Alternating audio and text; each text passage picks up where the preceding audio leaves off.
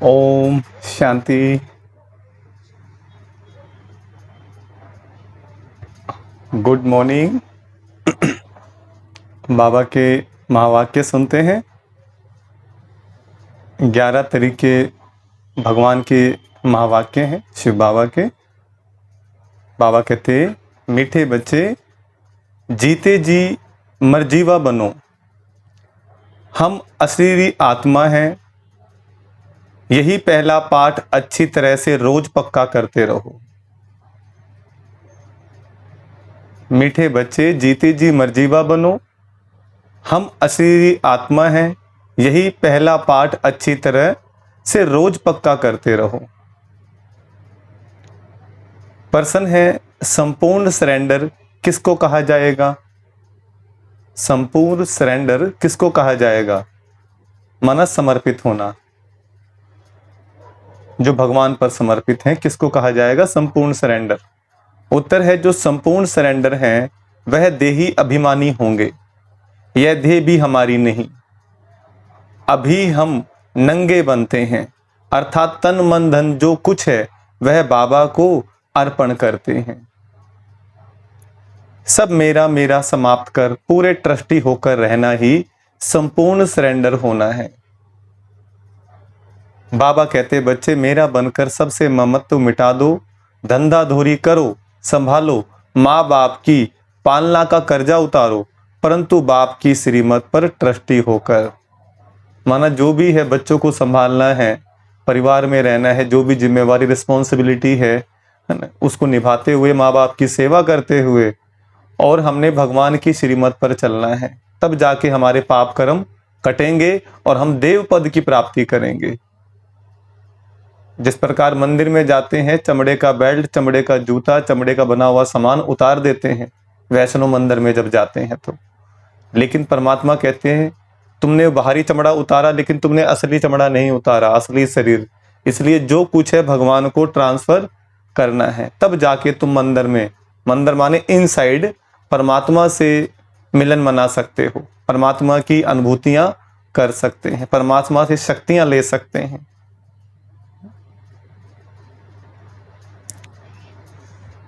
गीत है दर पे आए हैं कसम ले। किसके दर पे आए हैं? भगवान के दर पे कसम लेके आए हैं। ओम शांति। बच्चों ने गीत सुना, जरूर गीत में रहस्य भरा हुआ है। जो बाप बैठ इसका अर्थ समझाते हैं। इसको कहा जाता है जीते जी मरकर बाप का बनना। बाप का बनने के बाद फिर टीचर व गुरु करते हैं। ऐसे भी नहीं सभी लौकिक गुरु करते हैं, मेजोरिटी गुरु करते हैं। क्रिश्चियन लोग भी जब बच्चा पैदा होता है तो क्रिश्चियनाइज करते हैं, गुरु की गोद में जाकर देते हैं। फिर पादरी हो या कोई भी हो, पादरी तो क्राइस्ट नहीं हुआ, कहेंगे उनके नाम पर हम क्रिश्चियन बनते हैं। अभी तुम बच्चे जानते हो, पहले पहले तो हम बाप के बनते हैं, अपना तन मन धन जो कुछ है बाबा को अर्पण करते हैं। जिस प्रकार व्यक्ति मर जाता है ना, तो उसका जो बोरिया बिस्तर वगैरह जो भी होता है, कपड़े वगैरह, वो करनी घोर को दे देते हैं शमशान घाट के अंदर में।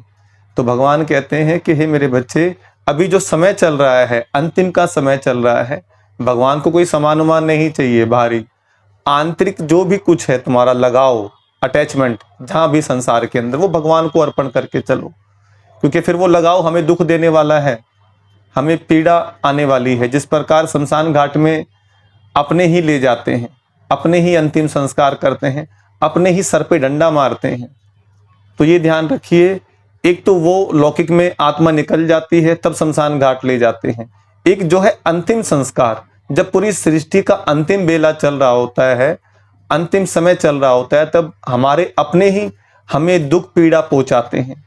हमारे नियर डियर ही दुख पहुंचाएंगे, हमें स्वर्गवासी बनाएंगे, माना भगवान की याद दिलाएंगे। वो इतनी पीड़ा दे देंगे अपने आप में कि तुम्हें भगवान के अलावा कुछ और याद नहीं आएगा। सर पे डंडा मारने का मतलब, कपाल क्रिया का मतलब ये, एक तो वो डंडा मारा ताकि मुक्ति मिले, एक जो सर पे हमारे जो भ्रम है, गलत फहमियां कि मैंने तो उसके लिए इतना किया, ये मेरा अपना है, ये मेरा वो है अपना, तो वो सारे भ्रम टूटेंगे। कपाल क्रिया होगी आध्यात्मिक दृष्टिकोण से, प्रैक्टिकल लाइफ में होगी। आप जी भी रहे हो और ऐसी ऐसी घटना घटेगी जो तुम्हारे मोह को तोड़ेगी, है ना। संसार के अंदर ऐसी ऐसी घटनाएं आती जाएंगी, क्योंकि इस समय भागवत में आता है, भागवत कथा होती है, उसमें वर्णन आता है ज्ञान, भक्ति और वैराग्य, फिर घूम करके ज्ञान आता है। वैराग्य अपने आप आएगा, क्योंकि माहौल में जैसे कोरोना काल में देखा, लोगों के अंदर वैराग्य आ गया, शमशान घाट में जाते कुछ टाइम का वैराग्य आ जाता है। इसी प्रकार जो है संसार में दुख इतना बढ़ेगा कि लोगों के अंदर वैराग्य पैदा होगा। भक्ति कर रहे हैं, है ना, लेकिन धीरे धीरे धीरे वैराग्य आते आते फिर ज्ञान की जरूरत है। उस वैराग्य के अंदर जब ज्ञान मिल जाता है ना, तब हमें शांति मिलती है, तब हमें खुशी मिलती है, वो प्रेम मिलता है। तो तीनों रोल हम आत्माओं को प्ले करने होते हैं, ज्ञान, भक्ति और वैराग्य। फिर ज्ञान, फिर भक्ति और फिर वैराग्य। भक्ति करी हमने, अब मिल रहा है ज्ञान हमारे को, है ना, और ज्ञान जो मिलता है इससे ही हमारी सद्गति होती है। और बगैर वैराग्य के हम ज्ञान सुनते भी नहीं हैं, जब तक लाइफ में कोई दुख पीड़ा ना आए। तो अभी स्वर्गवासी बनाने की क्रिया चल रही है। तो देखो बाबा ने बताया, अपना तन मन धन जो कुछ है बाबा को अर्पण करते हैं। जीते जी मरते हैं, अर्थात हम आत्मा उनका बनते हैं। यह बुद्धि में रहना चाहिए। जो भी मेरी वस्तु हैं, मेरा शरीर, मेरा धन, दौलत संबंधी आदि जो कुछ है, भूलते हैं, मरने के बाद सब भूल जाता है। कितनी बड़ी मंजिल है, हम अशरीरी आत्मा है, यह पक्का करना है। ऐसे नहीं कि तुम शरीर छोड़ और मर पड़ते हो, नहीं, आत्मा कंप्लीट प्योर थोड़े ही बनी है, भले बाप का बने हैं, परंतु बाबा कहते तुम्हारी आत्मा अपवित्र है। आत्मा के पंख टूटे हुए हैं, अभी आत्मा उड़ नहीं सकेगी। और एक बात और बता दूं मैं आपको, मरने के बाद अगर जितनी भी हमने धन संपत्ति कुछ भी जोड़ी है, कुछ भी किया परिवार वालों के लिए, मरने के बाद अगर घर वालों को दिखाई देते हैं ना, तो फिर वो इलाज करवाते हैं, भगत के पास जाएंगे, सियाने के पास जाएंगे, पूजा पाठ कराएं, मुझे पता नहीं क्यों दिखाई दे रहे हैं, पता नहीं मेरे से क्या गलती हो गई है। फिर दिखने भी नहीं चाहिए वो, आप फिर सपने अपने के अंदर में, है ना, फिर वो भूत प्रेत बन जाते हैं, है ना, जिनके लिए मरे जा रहे थे, है ना, कलेश हो रहा था। फिर आपका कोई अधिकार नहीं है प्रॉपर्टी पे, ये भी ध्यान रखिए। जो भी आपने जोड़ा, कुछ भी किया, फिर उस प्रॉपर्टी पे आपका अधिकार नहीं है, सपने में भी अधिकार नहीं है फिर आपका। तो इसलिए पहले ही, इसलिए जो श्री कृष्ण जी को दिखाया गया है, श्री कृष्ण का नाम जो रखा है ना मोहन, वो मोहन ऐसे ही नहीं है, वो गीता ज्ञान दे रहे हैं, दिखाया, है ना।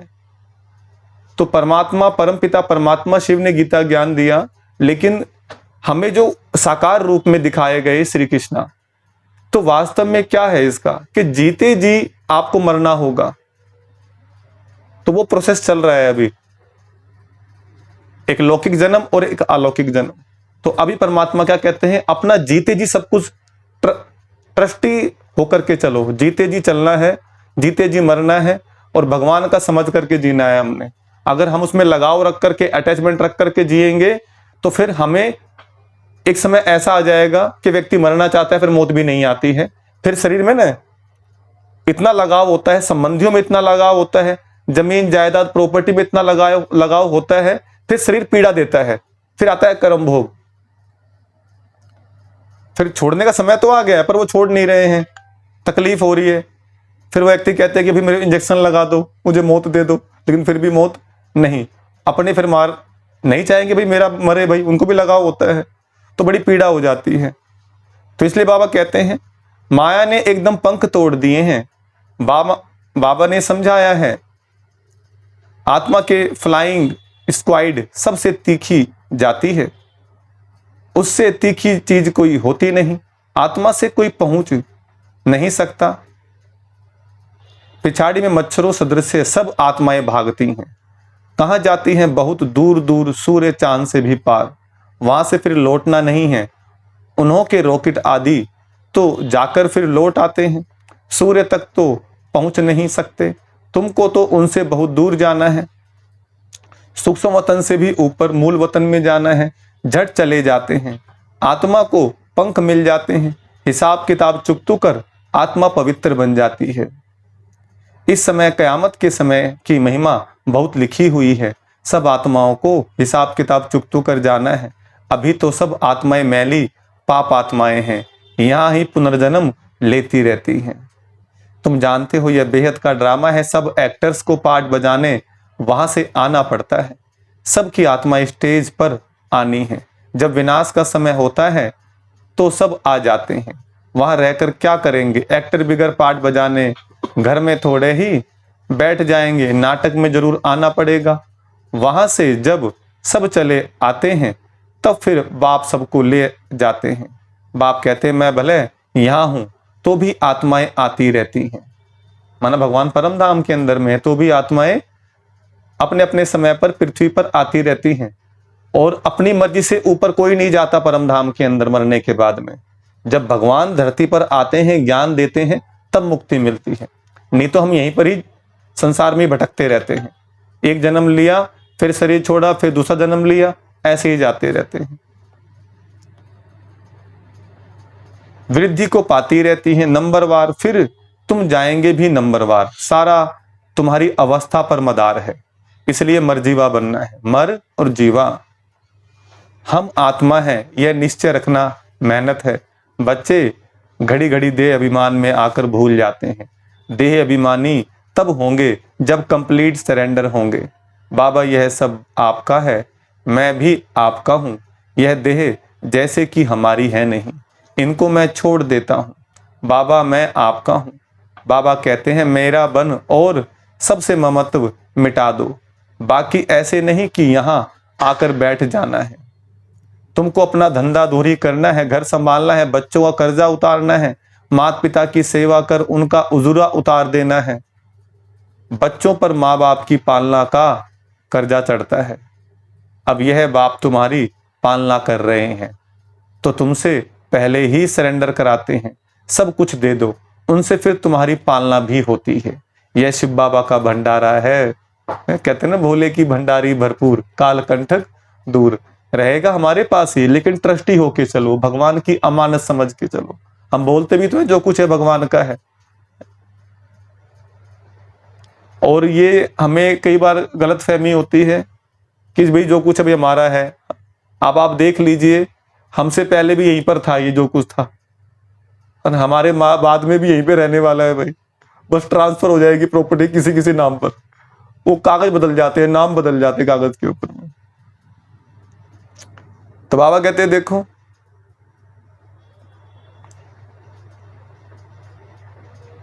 शुरू में भी जो आए थे सभी ने झट सरेंडर कर दिया, अपने पास कुछ नहीं रखा, सरेंडर किया। फिर उस धन से बिगर छुट्टी पैसा आदि किसी को दे ना सके।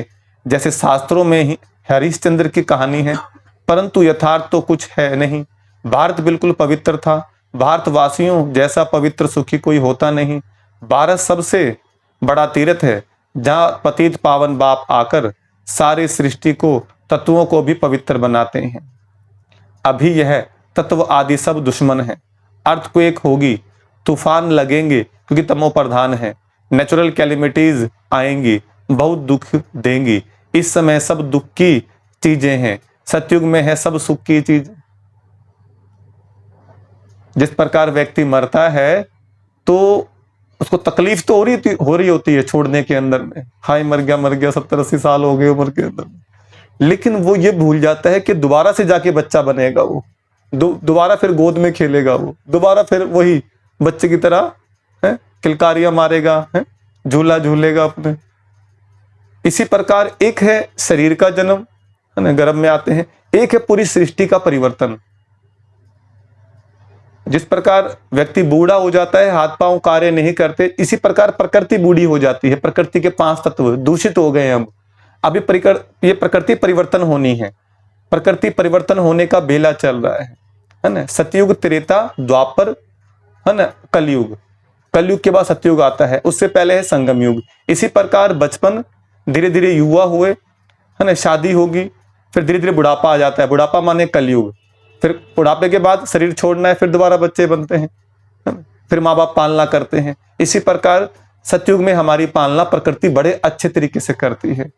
अभी भी प्रकृति पालना कर रही है, लेकिन अभी क्या है, प्रकृति को हमारी भी जरूरत है, हमारे सहयोग की जरूरत है। इसलिए हम योग करते हैं। अच्छे वाइब्रेशंस, ताकि वातावरण दोबारा शुद्ध हो जाए। तुम्हारे में भी यह बहुत थोड़े समझते हैं, आज है कल नहीं है, तो कहेंगे कुछ नहीं समझता था। भले यहाँ आते हैं परंतु सब कायम थोड़े ही रहते हैं। यहाँ से गए 10 दिन बाद समाचार लिखेंगे कि बाबा फलाने को माया खा गई। ऐसे होता रहता है। छोटे फूल हैं, बड़े फूल हो तो उनमें फल भी आवे। फल आ जाता तो दूसरों को आप समान बनाने की ताकत रहती है। उनका फल निकलता है, बाप के बने तो फिर प्रजा भी बनानी है, वारिस भी बनाने हैं। ऐसे नहीं पंडा बन बाबा पास आए, बस हम पहुंच गए नहीं, मंजिल है बड़ी। कहते हैं माया के तूफान बहुत आते हैं। अरे तुम बाप के बच्चे हो, तूफान तो आएंगे। कहते हो बाबा हम आपके थे, आपसे वर्षा लिया था, फिर पुनर्जन्म लेते लेते 84 जन्म पास किए, फिर आकर आपका बना हूं। मैं तो आपसे वर्षा लेकर छोड़ूंगा। तो ऐसे बाप को कितना याद करना पड़े और आप समान बनाए, फल देना पड़े। नहीं तो मालिक कैसे बनेंगे, अपना वारिस कैसे बनाएंगे। प्रजा भी चाहिए तो वारिस भी चाहिए। तो गद्दी पर बैठे बाबा के पास तो बहुत आते हैं, बाबा के पास बहुत आते हैं, फिर फारकती दे देते हैं। बुद्धि का योग टूटा, खेल खत्म। कई बच्चे बाबा से आकर पूछते हैं बाबा अवस्था को कैसे जमाएं, कोई तूफान न लगे। उन्हों को तो रास्ता बतलाते ही रहते हैं कि बाप को याद करो, तूफान तो लगेंगे ही। बॉक्सिंग में ऐसा कब देखा जो एक ही थप्पड़ खाता।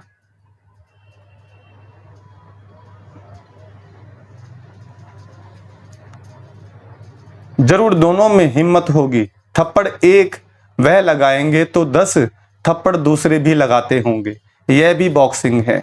बाप को याद करते रहेंगे तो माया भागती जाएगी, परंतु फट से तो नहीं होगी। देखो ये हमारा देव युद्ध चल रहा है भीतर ही भीतर।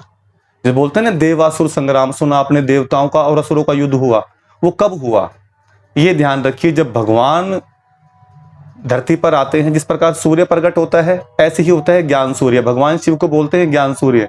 जब वो प्रकट होते हैं तब देवी देवता कुल की जो आत्माएं, सूर्यवंशी घराने की आत्माएं उठती हैं, है ना। और फिर जो आसुरी शक्तियां संसार में फैली हुई हैं इस समय पर, पहले भी फैली थी और अब भी फैली हुई है, वही हमारे धर्म ग्रंथों में लिखा हुआ है।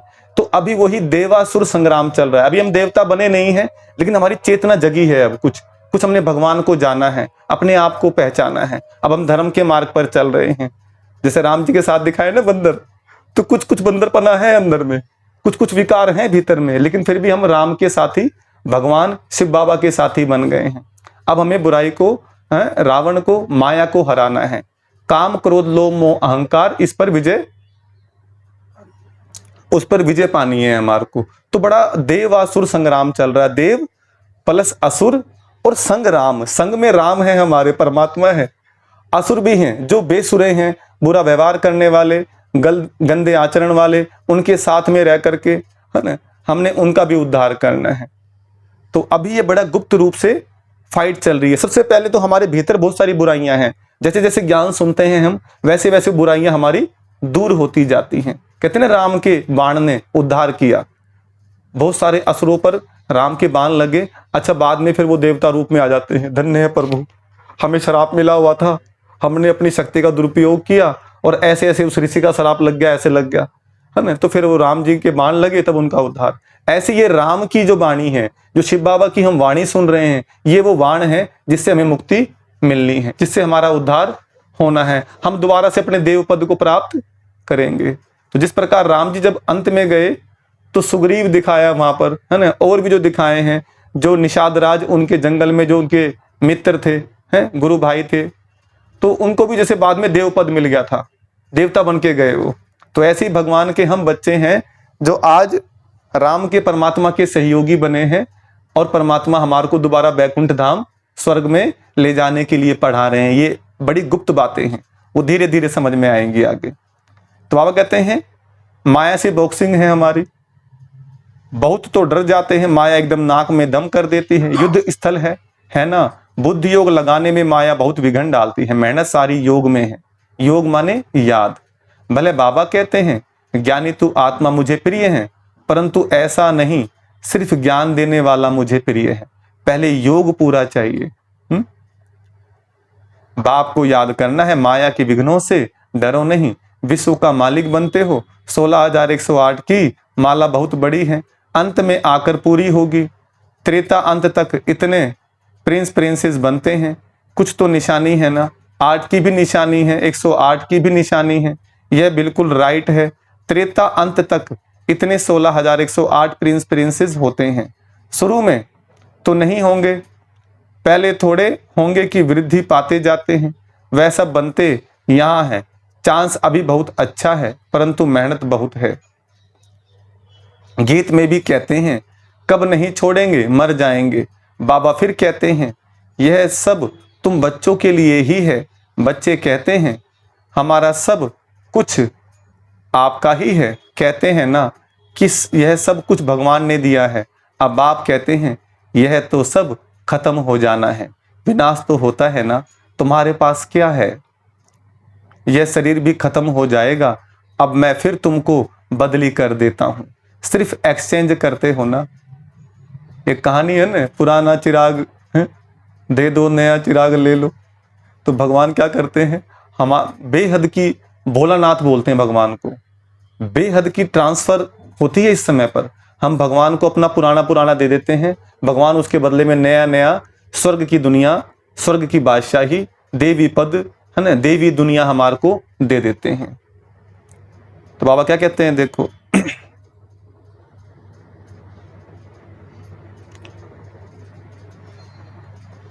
बाबा कहते हैं बच्चे अशरीरी बनो, हमको याद करो, सभी सरेंडर करो।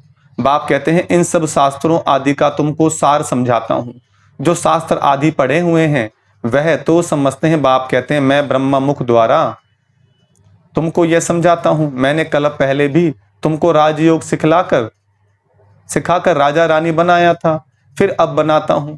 अभी भी कभी भी मनुष्यों को गीता सुनाए, राजयोग सिखलाए, राजा रानी बना ना सके, फिर गीता सुनने से क्या फायदा।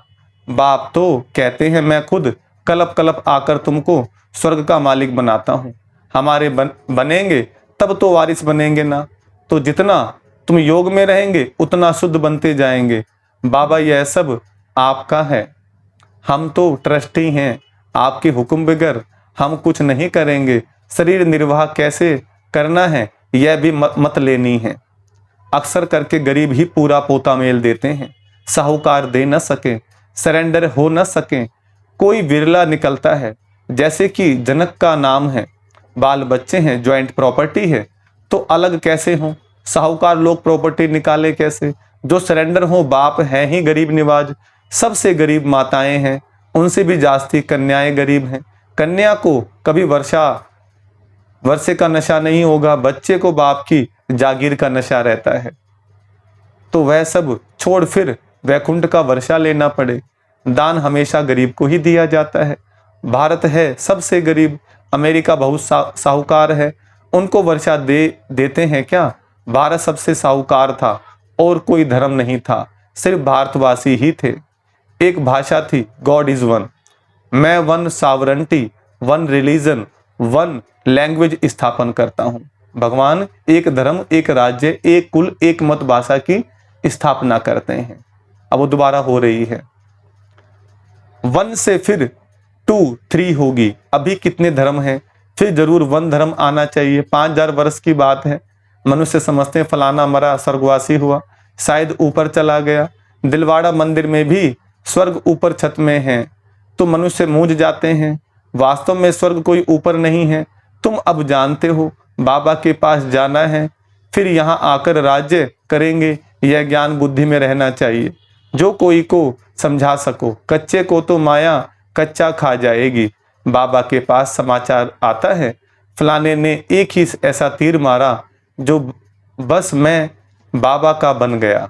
शास्त्रों में लिखा हुआ है कि कुमारियों द्वारा बाण मरवाए, इसको ज्ञान बाण कहा जाता है। वैसे बाण नहीं मारने हमारे को, किसी की जान निकल जाए, लेकिन इंसान के भीतर के शैतान को, बुराई का अंत करना है। किससे? ज्ञान के बाणों से, ज्ञान के बाणों से, ईश्वर की वाणी से।